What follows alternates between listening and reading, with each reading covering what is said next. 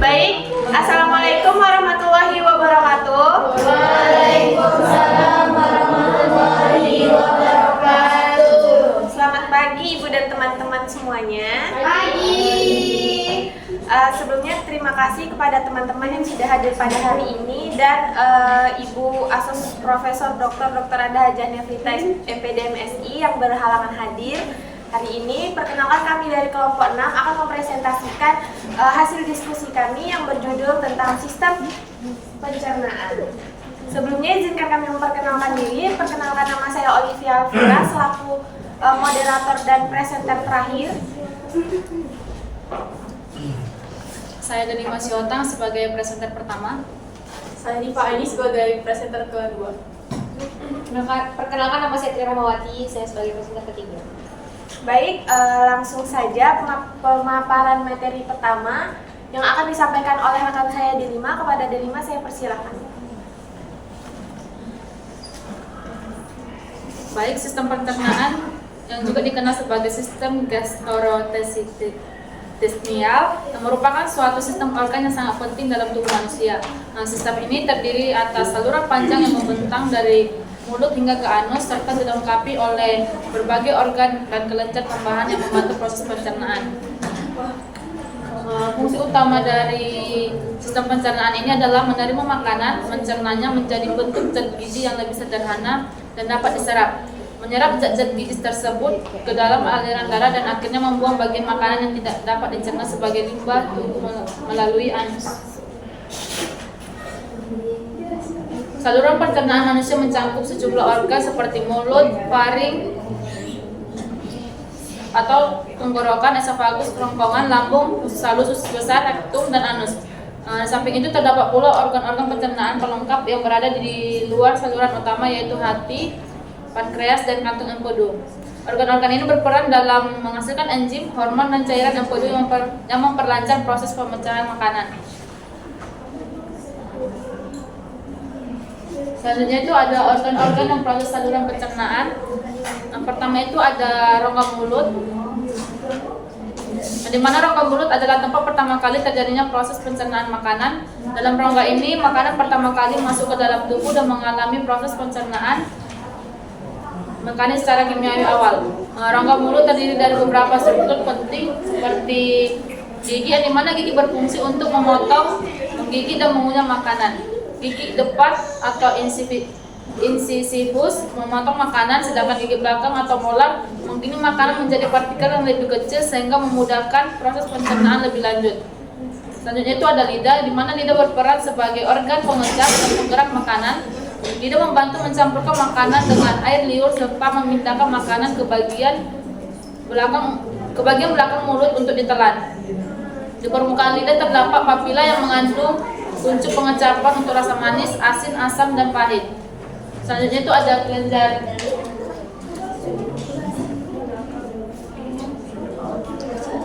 Selanjutnya itu ada gigi. Gigi berfungsi untuk memotong, menggiling, dan mengunyah makanan menjadi bagian yang lebih kecil sehingga makanan lebih mudah dicerna.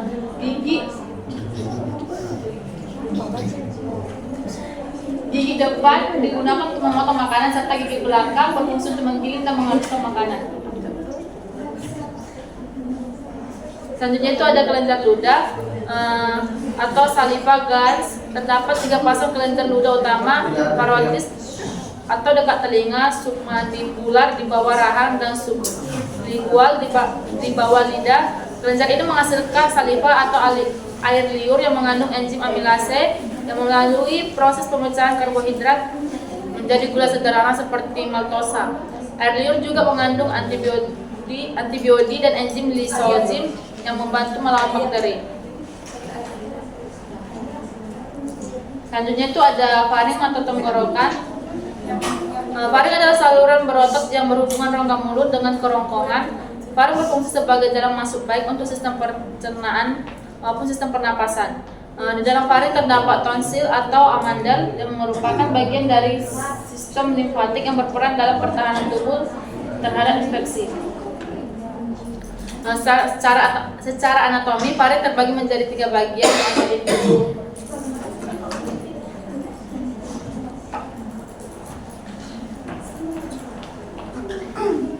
Nasofaring bagian atas faring yang berhubungan dengan rongga hidung. Disinilah tuba eustachius dari telinga tengah bermuara. Selanjutnya itu ada orofaring bagian tengah yang berada sejajar dengan rongga mulut yang merupakan jalur makanan setelah ditelan dari mulut.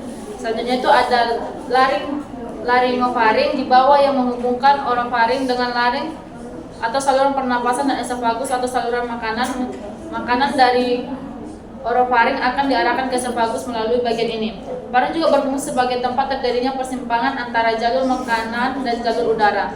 Mekanisme ini diatur oleh epiglotis, yaitu struktur katup yang menutup saluran pernapasan saat menelan untuk mencegah makanan masuk ke trakea. Selanjutnya itu ada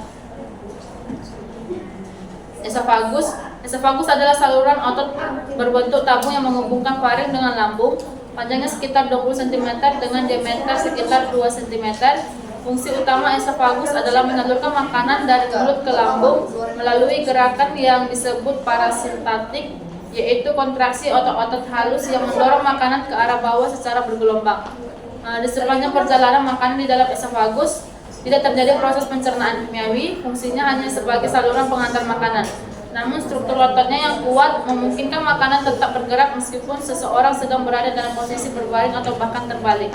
Secara histologis, esofagus dibagi menjadi 3 bagian utama, yaitu bagian superior tersusun atas otot rangka yang memungkinkan kontrol sadar terhadap proses menelan. Yang kedua itu ada bagian tengah yang merupakan kombinasi antara otot rangka dan otot polos. Selanjutnya itu ada inferior tersusun dari otot polos yang bergerak secara otomatis atau tidak sadar. Esofagus juga memiliki sphincter esofagus bawah yang berfungsi sebagai katup antara esofagus dan lambung. Sphincter ini akan terbuka saat makanan mencapai ujung esofagus lalu menutup kembali untuk mencegah isi lambung atau termasuk asam lambung kembali naik ke esofagus. Sekian dari saya, selanjutnya akan dilanjutkan oleh presentasi kedua. Baik, selanjutnya itu ada lambung. Jadi lambung itu adalah organ pencernaan yang paling lebar dan letaknya itu di antara bagian akhir dari esofagus dan awal dari usus halus. Nah, lambung ini merupakan ruang berbentuk kantung mirip huruf J. Secara anatomik, lambung ini memiliki 5 bagian utama, yaitu kardia, fundus, badan atau body, antrum, dan pylori. Teman-teman bisa melihat gambarnya pada PPT. Fundus ini adalah daerah yang berbentuk kubah, menonjol ke bagian kiri di atas kardia. Kemudian kardia itu adalah daerah kecil yang berada pada hubungan gastroesofageal dan terletak sebagai pintu masuk ke lambung. Badan atau body adalah suatu rongga longitudinal yang berdampingan dengan fundus dan merupakan bagian terbesar dari lambung. Kemudian antrum itu adalah bagian lambung yang menghubungkan badan ke pylori dan terdiri dari otot yang kuat. Dan pylori itu suatu struktur tubular yang menghubungkan lambung dengan duodenum dan mengandung sphincter pylorik, yaitu cincin otot polos yang terletak di bagian akhir lambung, tepat sebelum usus halus atau duodenum. Selanjutnya itu ada usus halus. Hidrolisis enzimatik makromolekul dari makanan sebagian besar terjadi di dalam usus halus. Aktivitas peristaltik usus halus sangat meningkat setelah makan karena disebabkan oleh masuknya kimus ke dalam duodenum. Nah, di dalam duodenum ini kimus dari lambung bercampur dengan getah-getah pencernaan dari pankreas, hati, dan kandung empedu serta dari sel-sel kelenjar dari dinding usus halus. Sebagian besar digesti ini terjadi di dalam duodenum. Adapun wilayah usus halus yang lain itu disebut jejunum dan ileum yang berfungsi dalam absorpsi nutrien dan air. Nah, jadi dalam usus halus itu terdiri dari 3 bagian, yaitu usus 12 jari atau duodenum yang terletak setelah lambung dan menghubungkannya ke usus kosong atau jejunum. Kemudian ada jejunum, yaitu bagian kedua dari usus halus di antara usus 12 jari atau duodenum tadi, dan usus penyerapan atau ileum. Kemudian ileum yang bagian tengah itu ada ileum yang memiliki panjang sekitar 2-4 meter dan terletak setelah duodenum dan jejunum dan dilanjutkan oleh usus buntu. Kemudian yang selanjutnya itu ada pankreas. Pankreas ini memiliki 2 fungsi utama, yaitu menghasilkan enzim pencernaan serta beberapa hormon penting seperti insulin. Pankreas terletak pada bagian posterior perut dan berhubungan erat dengan duodenum atau usus 12 jari. Pankreas ini melepaskan enzim pencernaan ke dalam duodenum dan melepaskan hormon ke dalam darah. Enzim yang dilepaskan oleh pankreas akan dicerna oleh protein, karbohidrat, dan lemak. Enzim proteolitik memecah protein ke dalam bentuk yang dapat digunakan oleh tubuh dan dilepaskan dalam bentuk inaktif. Enzim ini hanya aktif apabila jika telah mencapai saluran pencernaan. Kemudian ada hati, yang dimana organ ini memainkan peran penting dalam metabolisme dan memiliki beberapa fungsi dalam tubuh, termasuk menyimpan glikogen, sintesis protein plasma, dan penetralan obat. Hati juga memproduksi bile atau empedu yang penting dalam pencernaan. Zat-zat gizi dari makanan diserap dalam dinding usus yang kaya akan pembuluh darah yang kecil atau kapiler. Kapiler ini mengalirkan darah ke dalam vena yang bergabung dengan vena yang lebih besar dan pada akhirnya masuk ke dalam hati sebagai vena porta. Selanjutnya itu ada kandung empedu. Organ ini terhubung dengan hati dan usus 12 jari melalui saluran empedu. Empedu ini memiliki dua fungsi penting, yaitu membantu pencernaan dan penyerapan lemak, serta berperan dalam pembuangan limbah tertentu dari tubuh, terutama hemoglobin yang berasal dari penghancuran sel darah merah dan kelebihan kolesterol. Kemudian yang terakhir itu usus besar. Usus besar ini terdiri dari 3 bagian, yaitu bagian naik, mendatar, dan juga menurun seperti pada gambar. Pada usus besar ini tidak terjadi pencernaan. Semua makanan akan dibusukkan dengan bantuan bakteri E. coli dan diperoleh vitamin K. Di bagian akhir usus besar itu terdapat rektum yang bermuara ke anus untuk membuang sisa makanan. Fungsi utama organ ini adalah menyerap air dari feses. Sekian dari saya, materi-materinya akan disampaikan oleh Tri Rahmawati.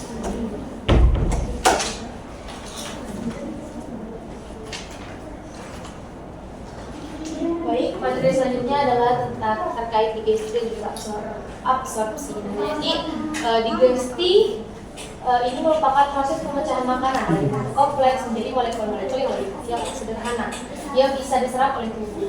Nah, jadi proses ini itu bersifat mekanik atau fisik seperti pengunyahan dan juga konsentrasi dan juga kontraksi otot, saluran cerna atau kimiawi, yaitu pemecahan molekul besar menggunakan enzim-enzim yang disekresikan oleh berbagai kelenjar pencernaan, sedangkan absorpsi yang tadi itu adalah digesti. Lalu kalau untuk absorpsinya itu adalah proses penyerapan zat gizi hasil digesti ke dalam aliran darah atau getah bening yang terjadi terutama di usus halus.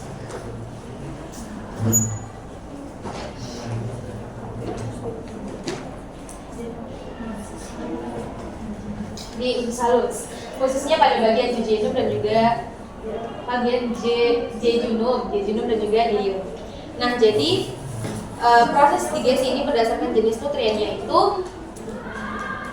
Nah, berdasarkan nutriennya itu ada 2, yaitu karbohidrat dan juga protein. Dimana kalau pada karbohidrat itu digestinya itu dimulai dari mulut oleh enzim petialin atau amilase ludah yang memecah amilum menjadi maltosa.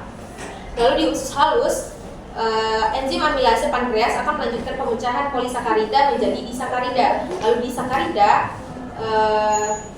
disakarida dengan struktur maltosa, sukrosa, dan juga laktosa kemudian akan dipecah oleh enzim maltase, sukrase, dan juga laktase menjadi monosakarida atau monosakarida yang menghasilkan gula, fruktosa, dan juga galaktosa. Lalu kalau untuk pada protein itu terjadi di lambung, di mana enzim pepsin yang aktif dalam lingkungan asam akan memecah protein menjadi polipeptida pendek. Lalu kalau di usus halus, enzim tripsin dan kimotripsin dari pankreas akan memecah polipeptida menjadi peptida yang lebih kecil.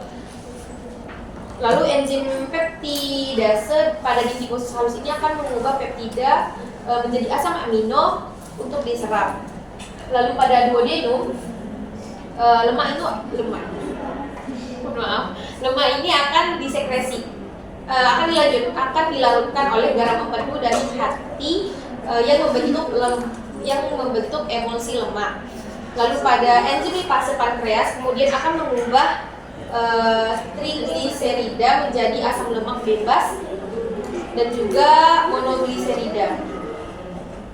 Lalu yang terakhir, hasil akhir digesti lemak ini akan diserap dalam bentuk misel dan kemudian membentuk kilomikron untuk masuk ke dalam sistem limfatik melalui laktea. Lalu ada absorpsi nutrien di usus halus dan juga absorpsi air dan juga elektrolit di usus besar. Nah, jadi pada usus halus ini, permukaan usus halus ini memiliki struktur yaitu vili dan juga mikrovili seperti yang sudah kita lakukan seperti yang sudah kita amati pada praktikum SPH kemarin. Itu kan banyak tuh terdapat vili dan juga mikrovili di usus halus yang sudah kita amati kemarin. Nah, jadi vili dan juga mikrovili ini sangat memperluas permukaan untuk penyerapan, di mana setiap vili itu dilengkapi dengan pembuluh darah dan juga lakteal atau pembuluh limfa untuk menyalurkan zat-zat hasil serapan tersebut. Nah, jadi ada yang pertama monosakarida dan juga asam amino yang diserap ke dalam pembuluh darah kapiler melalui mekanisme difusi, terfasilitasi dan juga transport aktif. Lalu asam lemak dan gliserol ini akan diserap ke dalam sel epitel lalu disintesis ulang menjadi trigliserida dan juga dibungkus oleh protein menjadi kilomikron lalu masuk ke pembuluh limfa. Lalu ada vitamin dan juga mineral yang memiliki jalur penyerapan khusus tergantung pada kelarutannya. Lalu ada vitamin larutan air atau C dan juga B kompleks atau vitamin C dan juga B kompleks yang langsung akan diserap ke dalam darah. Dan juga yang terakhir yaitu ada vitamin larut lemak atau vitamin A, D, E, K atau kita singkat AD. Di mana vitamin ini akan diserap bersama lemak melalui kilomikron. Lalu yang selanjutnya ada absorpsi air dan juga elektrolit di usus besar, di mana setelah sebagian besar nutrien diserap di usus halus, maka sisa makanan yang tidak tercerna itu akan masuk ke dalam usus besar. Nah, disinilah air dan juga elektrolit seperti natrium dan juga kalium itu akan diserap kembali untuk membentuk feses yang lebih padat. Oke. Selanjutnya di usus besar ini juga terjadi yang namanya fermentasi oleh bakteri mikroba seperti Escherichia coli dan yang menghasilkan gas dan juga beberapa vitamin seperti vitamin K dan juga biotin.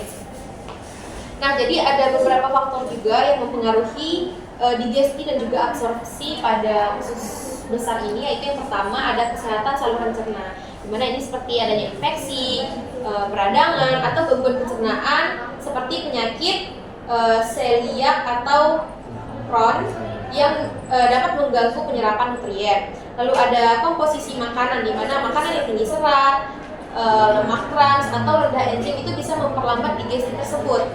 Lalu ada hormon dan juga sistem saraf, di mana hormon seperti gastrin, sekretin dan juga kolesistokinin ini akan mengatur pengeluaran enzim dan juga gerakan saluran pencernaan. Dan yang terakhir yaitu ada usia dan juga aktivitas fisik, di mana metabolisme dan juga efisiensi penyerapan ini cenderung menurun seiring bertambahnya usia. Baik, itu saja materi dari saya. Saya kembalikan lagi kepada materi terakhir.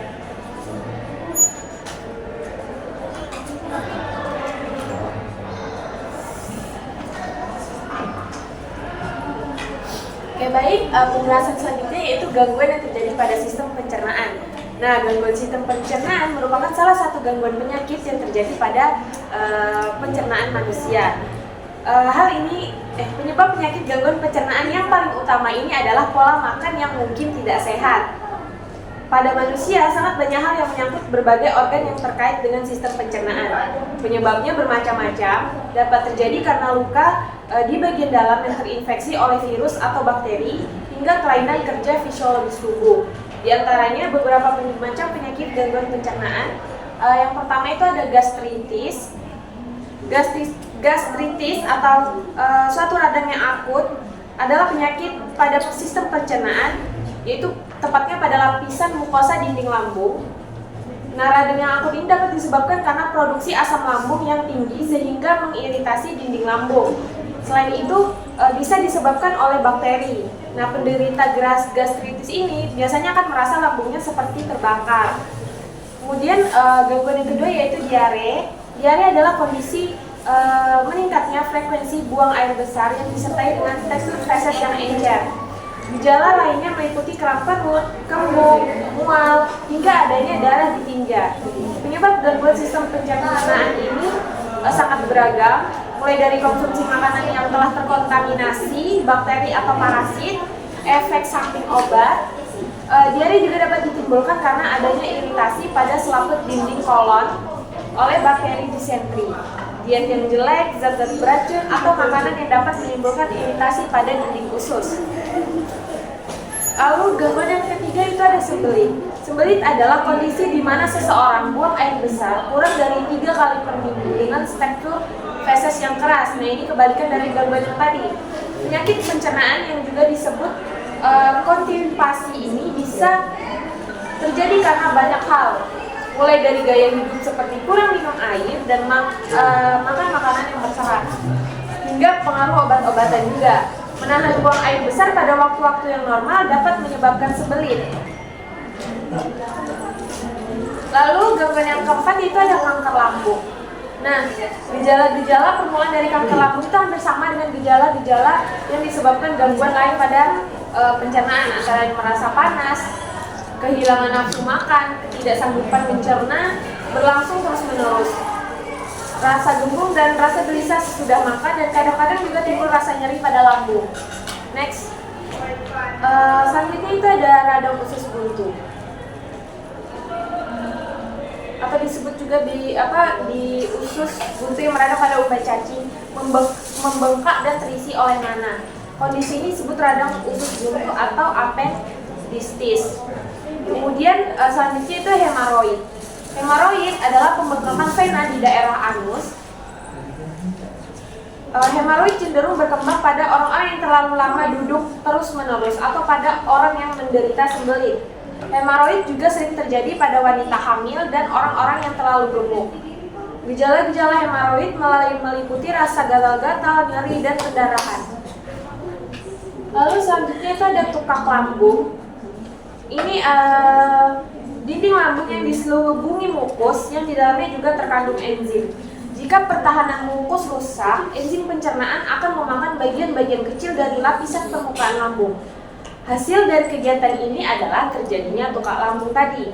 Nah, tukak lambung menyebabkan berlubangnya dinding lambung sehingga isi lambung jatuh di rongga perut. Sebagian besar tukak lambung ini disebabkan oleh infeksi bakteri jenis tertentu. Selanjutnya, sakit mah adalah kondisi tidak nyaman pada perut seperti nyeri atau perih. Gejala mah umumnya ringan dan muncul ketika Anda mengonsumsi makanan dan minuman tertentu atau saat kekenyangan maupun telat makan. Nah, sebagian besar kasus mah bisa sembuh tanpa bantuan dokter, misalnya dengan memperbaiki pola makan dan menghindari pemicunya. Lalu next, itu adalah GERD. GERD adalah naiknya asam dari lambung naik ke esofagus atau kerongkongan. Gangguan pada sistem pencernaan ini terjadi akibat katup antara esofagus dan lambung tidak bisa menutup dengan baik. Kondisi GERD ini bisa menyebabkan asam dari lambung memicu iritasi pada esofagus. Saat GERD kambuh, penderita dapat mengalami sensasi panas di dada, nyeri dada, mual, muntah, kesulitan menelan, suara menjadi parau dan batuk. Nah, terakhir itu ada ambeien. Ambeien adalah peradangan pada pembuluh darah di akhir saluran cerna. Kondisi ini disebut juga wasir atau hemoroid. Penyebab gangguan sistem pencernaan ini meliputi sembelit kronis, diare, kebiasaan mengejar terlalu keras saat BAB, dan kurangnya serat dalam menu makan harian. Ambeien bisa ditandai dengan adanya darah saat BAB, proses BAB terasa nyeri, dan gatal pada area dubur atau anus. Penyakit pencernaan ini dapat diatasi dengan menjalani pola hidup sehat dan mengkonsumsi makanan kaya serat. Baik, itu sekian penjelasan yang telah kami paparkan. Selanjutnya kita masuk ke sesi kritik dan saran kepada teman-teman. Apakah ada yang memberikan kritik dan saran? Baik, kepada Rohana, saya persilakan. Baik, kepada ini videonya aku udah. nama saya Rohana Al. Risma. Videonya aku udah. Memberi kritik dan saran pada kelompok 6. Yang pertama itu pada latar belakang kalimat yang diberi tanda kurung, maksudnya dicetak miring karena bahasa asing. Terus pada halaman 8 setelah nama Trotoar 2019 sebaiknya itu diberi kepala keluar. Halaman 8 juga pada kalimat garis itu Slovakia dan itu tidak dicetak miring. Terus halaman 15 dua tanda strip di bagian enzim, dan terakhir bagian dapus tidak rapi dengan dapus yang lainnya yang bagian sayer. Nah, saja. Terima kasih. Baik, terima kasih kepada Rona. Apakah ada lagi teman-teman yang memberikan kritik dan saran? Jika tidak ada, terima kasih. Selanjutnya kami membuka sesi tanya jawab pada teman-teman yang ingin bertanya. Saya persilakan.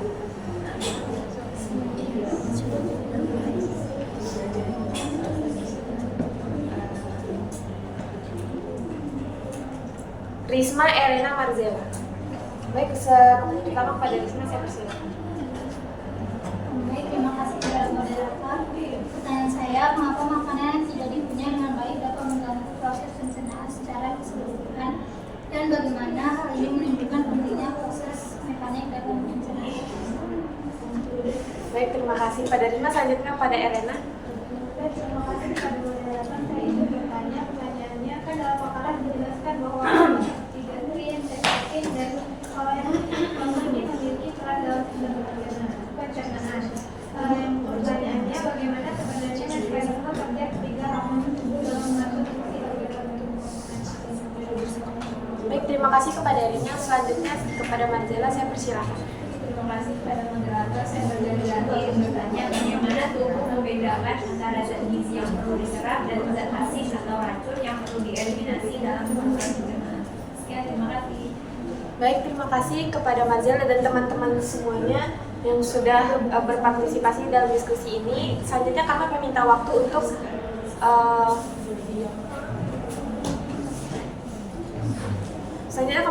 sedikit waktu untuk mencari jawabannya.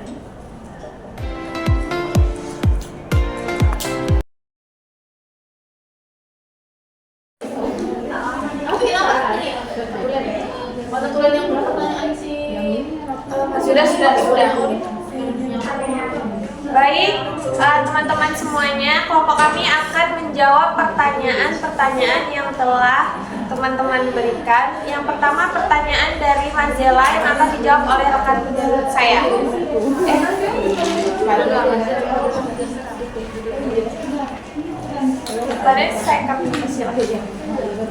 Baik, kelompok kami akan menjawab pertanyaan dari Marzela, di mana pertanyaannya itu bagaimana tubuh membedakan antara zat gizi yang perlu diserap dan zat gizi atau racun yang perlu dieliminasi dalam saluran pencernaan.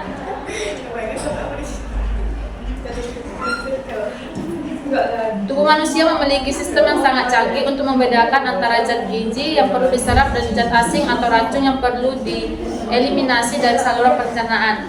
Proses ini dimulai sejak makanan pertama kali masuk ke saluran pencernaan dan melibatkan kerjasama berbagai sistem tubuh, terutama sistem pencernaan, sistem imun, dan organ penyaring seperti hati. Makanan yang kita konsumsi terdiri dari berbagai komponen termasuk karbohidrat, protein, lemak, vitamin, dan mineral, serta kemungkinan mengandung zat asing seperti pestisida, bahan kimia, mikroorganisme patogen, atau racun. Untuk memastikan bahwa hanya zat yang bermanfaat yang diserap ke dalam tubuh, sistem pencernaan bekerja sangat selektif. Pada tahap awal, zat gizi dipecah oleh enzim-enzim pencernaan menjadi molekul-molekul kecil yang bisa diserap, misalnya amilase, memecahkan karbohidrat menjadi glukosa, protase memecahkan protein menjadi asam amino, dan lipase memecahkan lemak menjadi asam lemak dan gliserol.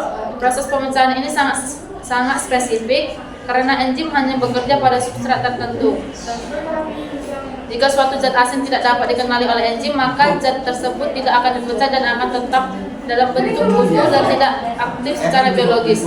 Nah, selanjutnya hasil pencernaan diserap oleh sel-sel epitel usus halus melalui mekanisme transportasi aktif atau difusi yang sangat selektif, menggunakan reseptor dan saluran khusus yang hanya mengenali zat gizi tertentu. Sekian dari saya, terima kasih.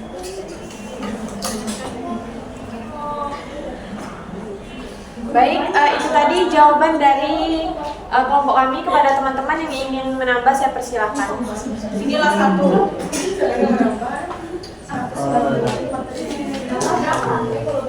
Dua. Fauza dan Nabil. Ya. Saya Fauza saya akan menambahkan jawabannya selain kemudian yang sudah pada sistem ini di mana mengandung daya tersebut yang disebut GUT atau asosiasi linfoid tissue atau GAST, di mana sel-sel itu seperti makrofag posit menarik ini membantu menolak bakteri, virus atau toksi yang tidak boleh masuk ke dalam aliran darahnya. Lalu ada fungsi yang kedua, setelah nutrisi diserap, semua zat dari usus dialirkan ke hati melalui vena porta. Hati ini mengikuti metabolisme dan menghasilkan zat kimia asing atau obat, alkohol, toksin sebelum zat tersebut beredar ke seluruh tubuh. Lalu ada juga piramid mikrobiota usus, di mana bakteri baik dalam usus mikrobiota membantu memecahkan beberapa zat gizi kompleks dan merawat pertumbuhan bakteri patogen, di mana mereka juga membantu tubuh dalam mengenali zat asin dan memperkuat penghalang glukosa usus. Terima kasih.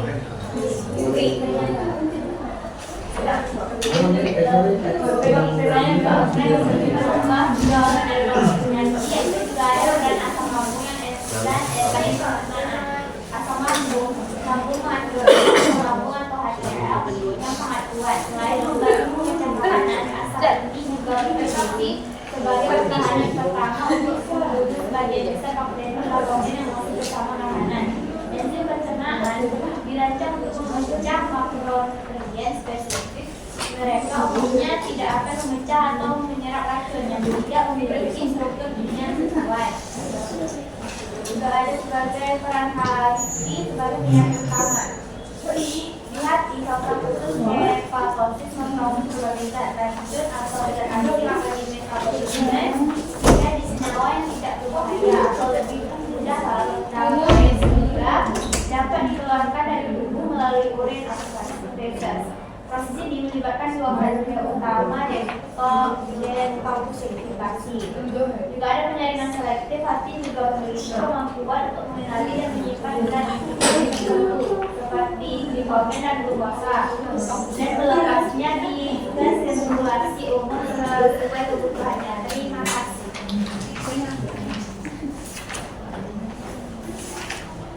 Baik, terima kasih kepada teman-teman yang sudah menambahkan. Selanjutnya kami kembalikan kepada penanya, apakah bisa menerima jawaban dari kelompok kami dan yang ditambahkan oleh teman-teman. Terima kasih kepada kelompok penyanyi dan juga Nabila dan Fauza yang sudah menambahkan menunjukkan bahwasanya tubuh memiliki sistem selektif dan terintegrasi untuk membedakan zat gizi dan juga zat asing dalam penerimaan. Selain itu hanya menyerap molekul yang sesuai seperti glukosa, amino dan vitamin melalui transporter khusus, sedangkan zat asing yang tidak dikenali akan ditolak atau tetap berada dalam konsumen khusus. Enzim pencernaan membantu pencernaan memecahkan zat gizi dan memecah pencernaan molekul yang tidak sesuai. Sistem imun khusus atau GALT mendeteksi antigen asing dan menganalisa respon imun bila diperlukan.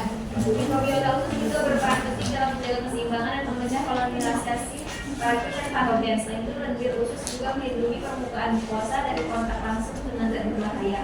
Bila ada zat asing yang lolos penyaringan usus, hati berfungsi sebagai filter akhir yang mendetoksifikasi sebelum zat tersebut masuk ke peredaran darah sistematik. Dengan mekanisme ini, tubuh secara efektif menyerap zat bergizi dan juga mengeliminasi zat asing atau racun. Sekian, terima kasih.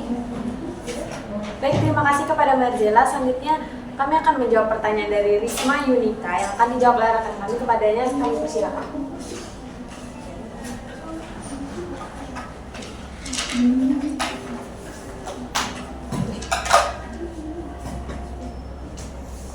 Baik, di sini saya akan menjawab pertanyaan dari Risma, di mana pertanyaannya adalah kenapa makanan yang tidak dikunyah dengan baik itu bisa mengganggu proses pencernaan secara keseluruhan, dan bagaimana hal ini menunjukkan pentingnya proses mekanik dalam pencernaan. Jadi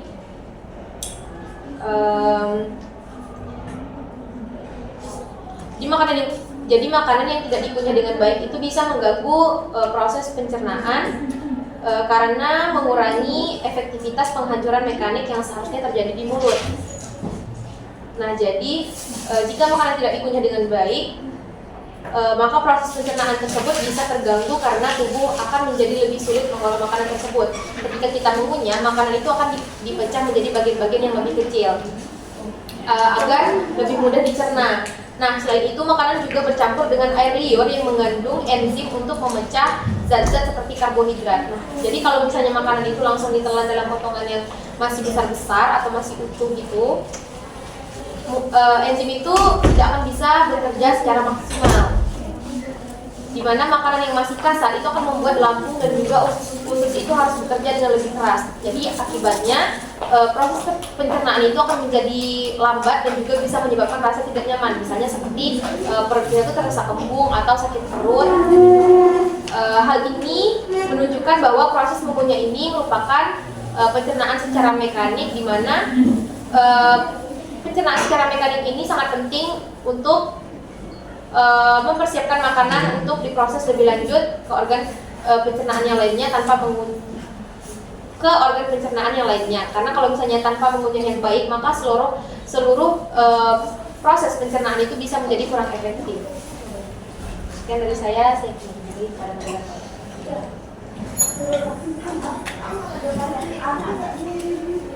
Baik, itu tadi jawaban dari kelompok kami. Selanjutnya kepada teman-teman yang menambah yang bersilakan. Oh my god.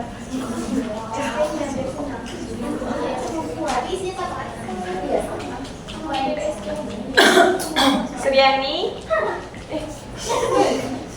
dan Ibrahim.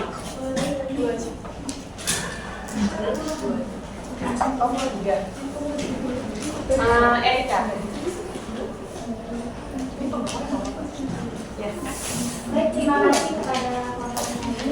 Selain yang disebutkan kelompok ini ada juga penyerapan nutrisi terganggu. Pada ukuran partikel makanan yang terlalu besar mengurangi efektivitas enzim pencernaan dalam memecah molekul nutrisi, menyebabkan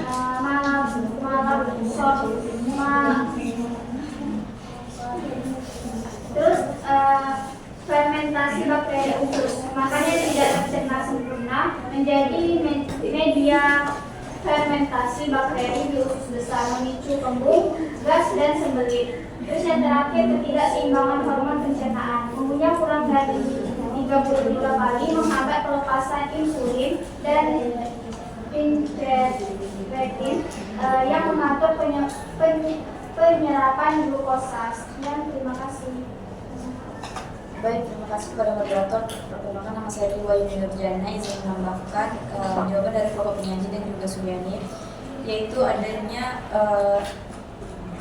pencernaan yang kurang optimal akibat penyerapan nutrisi yang terganggu, di mana membutuhkan makanan di mana pencernaan yang optimal ini membutuhkan makanan dipecah menjadi partikel yang sangat kecil agar enzim pencernaan dapat bekerja secara efektif. Nah, jika makanan tidak dikunyah dengan baik, luas permukaan makanan yang terpapar enzim menjadi lebih sedikit. Akibatnya karbohidrat, protein, dan lemak tidak akan seluruhnya terurai, menjadi molekul-molekul yang lebih sederhana seperti monosakarida, asam amino, dan asam lemak yang siap diserap oleh usus kecil. Ini berarti tubuh tidak dapat menyerap nutrisi penting dari makanan secara efisien, yang bisa menyebabkan kekurangan nutrisi meskipun asupan makanan yang cukup. Selanjutnya itu ada produksi enzim dan cairan pencernaan yang kurang optimal. di mana proses mengunya juga merangsang produksi air liur dan getah lambung. Nah, air liur ini mengandung enzim aderase yang memulai pemecahan karbohidrat. Jika proses pengunyahan singkat, maka produksi air liur pun akan berkurang. Ini akan menghambat pencernaan awal. Demikian pula sinyal ke lambung untuk menghasilkan asam lambung dan enzim pencernaan mungkin tidak sekuat jika makanan dikunyah dengan benar, sehingga akan lebih menghambat pencernaan secara kimiawi lebih lanjut. Itu saja dari saya. Semoga Selanjutnya, Baik, izin menambah.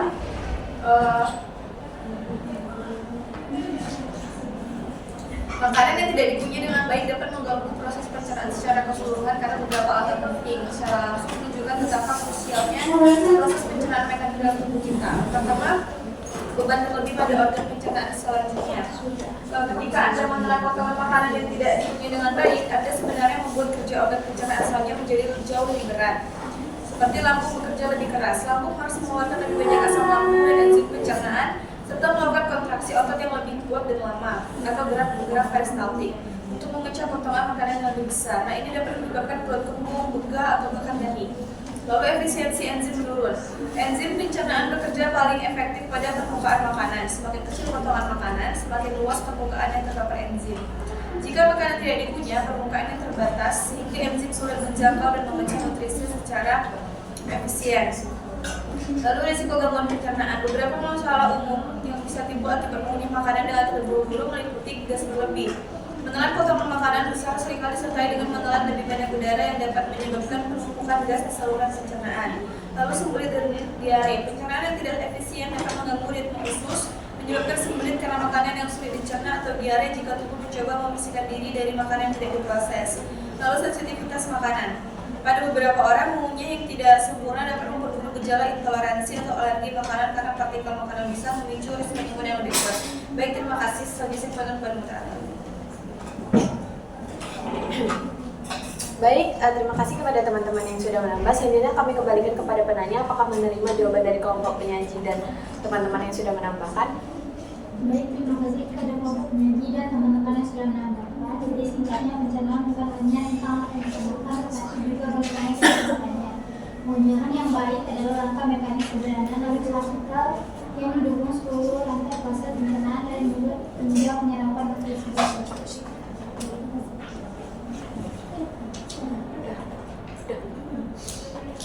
Baik, selanjutnya kami akan menjawab pertanyaan dari Elena yang akan dijawab oleh saya sendiri, Olivia Alvira, dan rekan saya Diva ini. Yang pertama akan dijawab oleh saya. Pertanyaannya yaitu, dalam makalah dijelaskan bahwa hormon seperti gastrin, sekretin, dan kolesistokinin memiliki peran dalam sistem pencernaan. Bagaimana sebenarnya mekanisme kerja ketiga hormon tersebut dalam mengatur fungsi-fungsi organ pencernaan? Nah, yang pertama gastrin. Gastrin disekresi oleh sel Golgi antrum pilorik lambung sebagai respon terhadap rangsangan seperti makanan, terutama protein, kafein, cabai merah, alkohol, dan rangsangan saraf vagus. Nah, setelah dilepaskan ke dalam darah, gastrin berikatan dengan reseptor CCK2 pada sel ECL di lambung yang kemudian melepaskan histamin. Nah, histamin ini merangsang sel parietal lambung untuk menyekresikan asam lambung atau HCl dengan mengaktifkan pompa proton.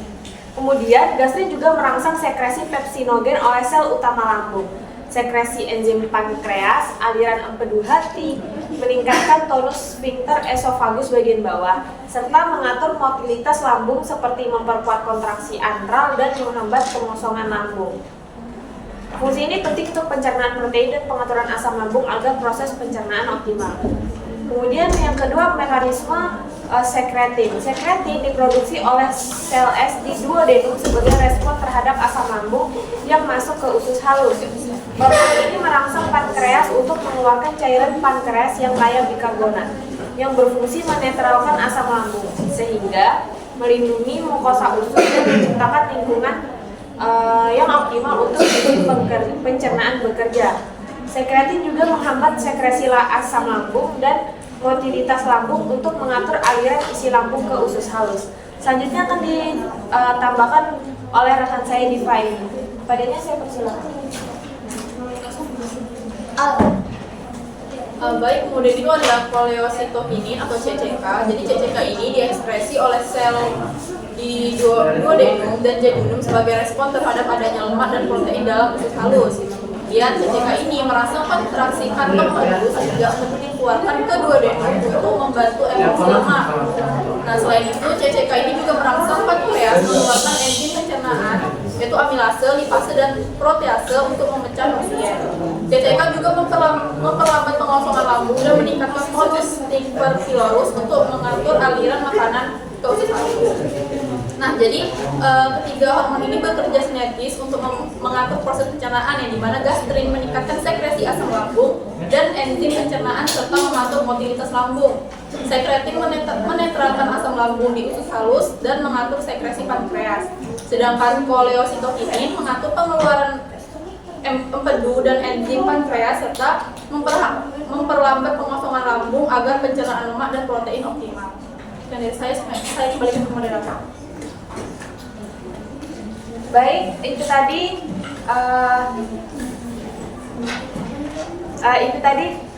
jawaban dari kelompok penyaji. Selanjutnya apakah ada tambah-tambahan? Tambah-tambahan. Baik, kepada Indri, Helmi, dan Novita, saya persilahkan.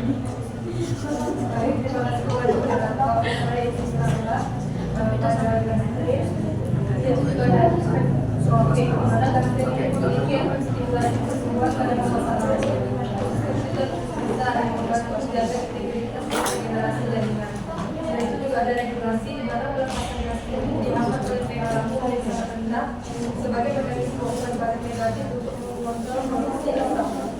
Sekian dari baik, ada juga peran dari hati dalam vaksinasi ini, di mana zat yang terserap dari usus masuk ke siklus total dan menuju hati terlebih dahulu. Pada hati itu dia terjadinya oleh enzim CP450. Dan selanjutnya itu ada barrier fisik kimia untuk menunjukkan tiga besar atau zat berbahaya pH lambung yang sangat dasar. Terima kasih. Baik, selanjutnya pencernaan